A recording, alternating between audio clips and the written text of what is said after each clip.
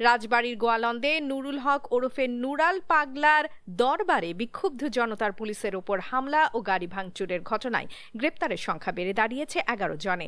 সর্বশেষ অভিযানে আরও 4 জনকে আটক করেছে পুলিশ। গ্রেপ্তার ব্যক্তিরা হলেন গোয়ালন্দের নতুন পাড়া মাল্লাপুট্টি এলাকার মোহাম্মদ জীবন সর্দার, মাল্লাপুট্টি শাকের ফকিরপাড়া এলাকার সাইফুল ইসলাম শুভ, ফরিদপুরের ডিগ্রিচর বারখাদা গ্রামের মোহাম্মদ ফেরদৌস সর্দার এবং গোয়ালন্দ পৌরসভার আদর্শ গ্রামের বিল্লু। এর আগে একই মামলায় আরও 7 জনকে গ্রেপ্তার করা হয়েছিল, যাদের মধ্যে স্থানীয় রাজনৈতিক সংগঠনের নেতাকর্মীরাও রয়েছেন।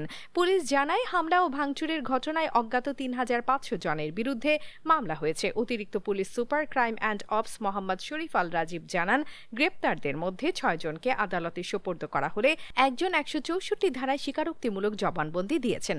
আদালতে তাদের জেল হাজতে পাঠানোর নির্দেশ দিয়েছেন। বাকি আসামিদেরও আদালতে তোলা হবে। এর আগে শুক্রবার রাতে পুলিশের সরকারি কাজে বাধা, পুলিশের উপর হামলা ও গাড়ি ভাঙচুরের ঘটনায় গোয়ালন্দ ঘাট থানার উপপরিদর্শক এসআই সেলিম মোল্লা বাদী হয়ে 3000 থেকে 3500 অজ্ঞাত ব্যক্তিকে আসামি করে মামলা দায়ের করেন।